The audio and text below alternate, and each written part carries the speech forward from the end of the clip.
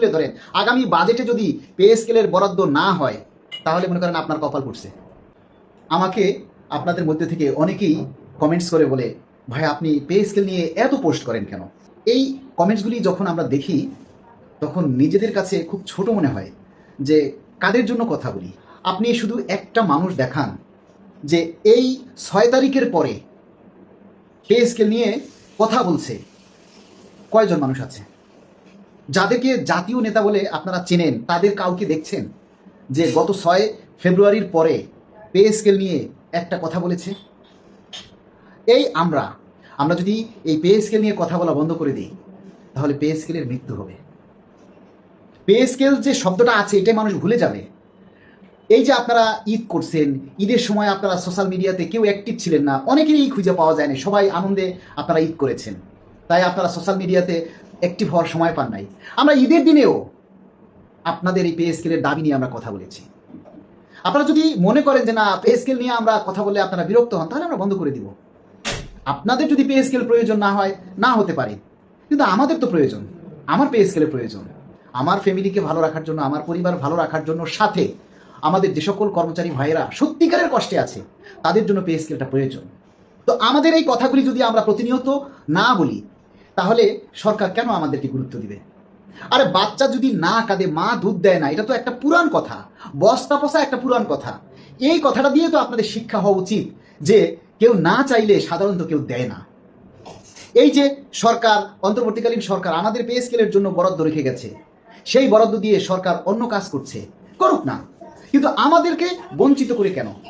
আমরা এই কথাগুলি বলছি, সরকারের কাছে আমরা চাচ্ছি। সরকার হচ্ছে আমাদের অভিভাবক, তা আমরা আমাদের অভিভাবকের কাছে চাইবো না? আমাদের দুঃখ, কষ্ট, জ্বালা, যন্ত্রণা যা কিছু আছে সব কিছু আমরা রাষ্ট্রের যিনি প্রধান তার কাছে আমরা তুলে ধরবো, তার কাছে আমরা কান্নাকাটি করবো, চাইবো। এই কথাটা প্রতিনিয়ত বলতে হবে। বলতে বলতে বলতে বলতে একসময় দেখবেন যে তার কানে ঢুকে গেছে যে না, কর্মচারীদের এই দাবিটা বাস্তবায়ন করা জরুরি। তিনি তখন সঠিক একটা পদক্ষেপ নেবেন। এই যে সামনে বাজেট অধিবেশন, আপনারা সবাই বলেন রাজপথে আন্দোলন দিতে। আরে ভাই, রাজপথে যারা আন্দোলন দিতে বলেন, যখন রাজপথে আন্দোলন ঘোষণা করা হবে সবার আগে তারাই পালাবেন, কাউকে খুঁজে পাওয়া যাবে না।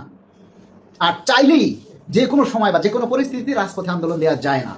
তাহলে কি আমাদের কথা বলা থেমে থাকবে? নো।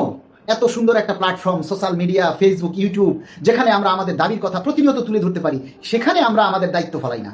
সেখানে আপনি আপনার দায়িত্ব ফেলান না। আপনার দাবির কথা আপনি প্রচার করতে পারেন না, আপনার কথা আমি বলি সেটাও আপনি প্রচার করতে পারেন না, আপনার দাবির কথা আমি বলি সেটাতেও আপনারা বিরক্ত হচ্ছেন। তাহলে করার কি আছে বলেন? আপনার যদি ভালো না লাগে এড়িয়ে যান, স্কিপ করে দিন, কোনো সমস্যা নাই, কিন্তু আপনার কেন বিরূপ মন্তব্য করতে হবে? তো আমরা যে কথাগুলি বলি সেগুলি শুধু সরকারের নজরে আনার জন্য, আপনাকে দেখানোর জন্য না।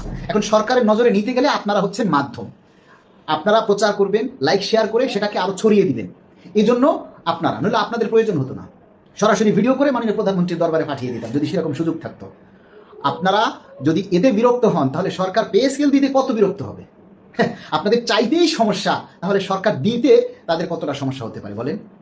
সরকারের কাছে চাইতে হবে, বারবার কান্নাকাটি করতে হবে, আপনি কষ্টে আছেন সেটা আপনাকে ফিজিক্যালি বুঝাইতে হবে। আপনারা যে কষ্টে আছেন এটা আমরা দেখি না, প্রমাণ পাই না, কারণ আপনারা কেউ কষ্টের কথাগুলি তুলে ধরেন না। আপনারা সবাই নীরব, আপনাদের কোনো সাউন্ড নাই, শুধু রাজপথে আন্দোলন চান। আরে ভাই, আন্দোলন ফেসবুকে করেন, সোশ্যাল মিডিয়াতে আন্দোলন করেন, সবাই মিলে একযোগে দাবির কথাগুলি তুলে ধরেন। আগামী বাজেটে যদি পে স্কেলের বরাদ্দ না হয় তাহলে মনে করেন আপনার কপাল পড়ছে, আর এবছরে আর সুযোগ থাকবে না।